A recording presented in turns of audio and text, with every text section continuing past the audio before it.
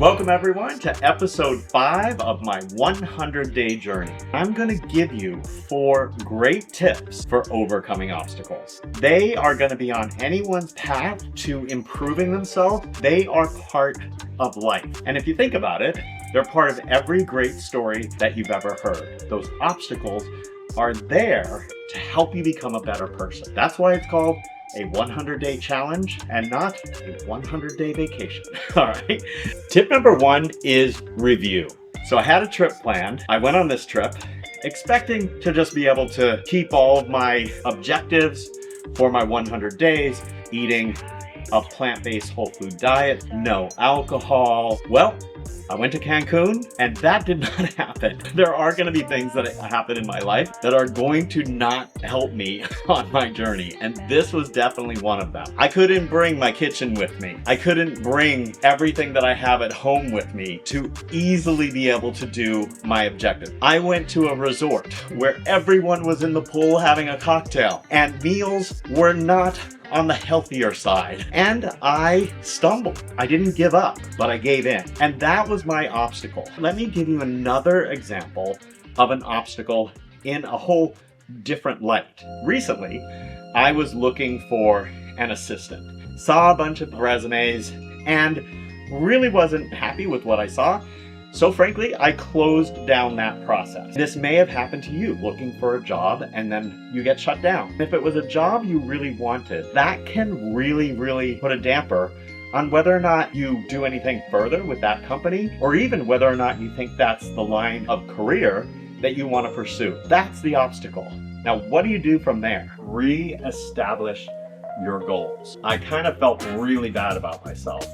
I had backtracked. I feared that I had just messed up so badly that I almost quit, but I didn't quit. Remember what your ultimate goal is. There's a lot more to go. It's a journey, and a journey needs to have those obstacles in. I decided I was going to look at my goals again. I was going to make sure that I could continue on and do what I had set out to do. I gave myself a good talking to. I talked about what would happen the next time I traveled. I realized that I could actually just set myself up for success once again. I got back on the path by remembering what my ultimate goal was.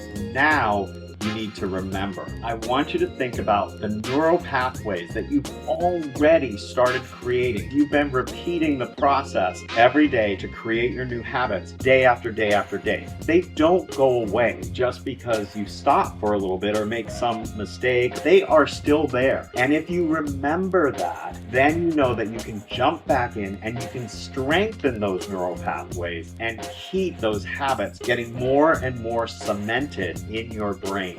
For now, I'm going to get back on track. I'm going to pick myself up. I'm going to look in the mirror and see my future self in there that has already achieved the goal and give myself a high five. Remember why you started, where you're going, and what you need to do, and then just do it. Get back on track. I love that saying. You don't lose unless you quit. If you get back up and get back going, you're going to be able to achieve that goal.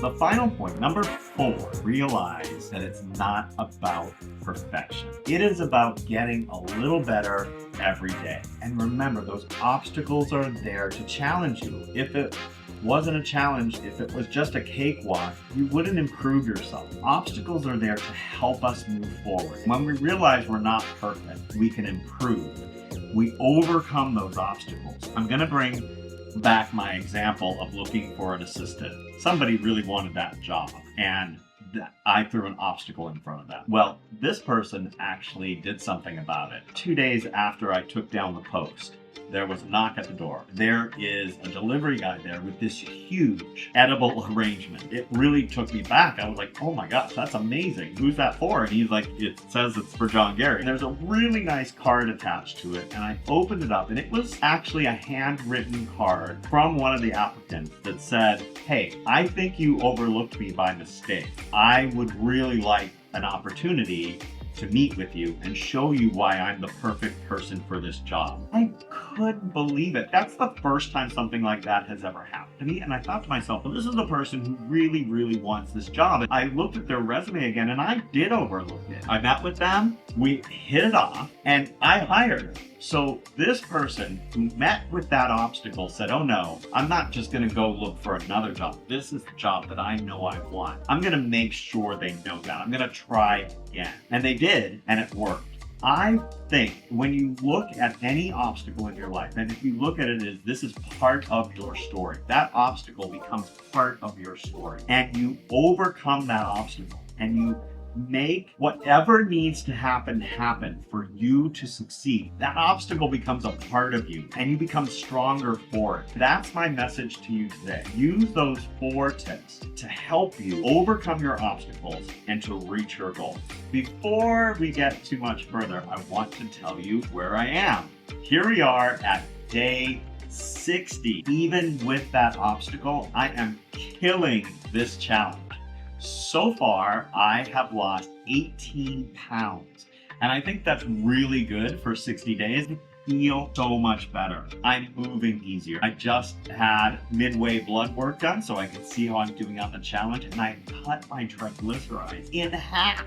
That's crazy. The doctor was like, whatever you're doing, keep doing it. My cholesterol dropped. All of the things that you want to see happen when you create a healthier lifestyle for yourself are not only happening outside, they're happening inside. So I'm really happy to report that in terms of inches lost, my arms are the same size. My chest is just a ½ inch smaller than it was. Around my hips is exactly the same size as I started, and my legs are exactly the same size. And that was really important to me because I wanted to make sure I wasn't going to lose muscle, and that's not where I'm carrying the extra fat that I want to get rid of. I have lost 4 inches so far around my waist. I can't wait to see where I go from here. So thanks for joining me, and I'll see you in the next episode.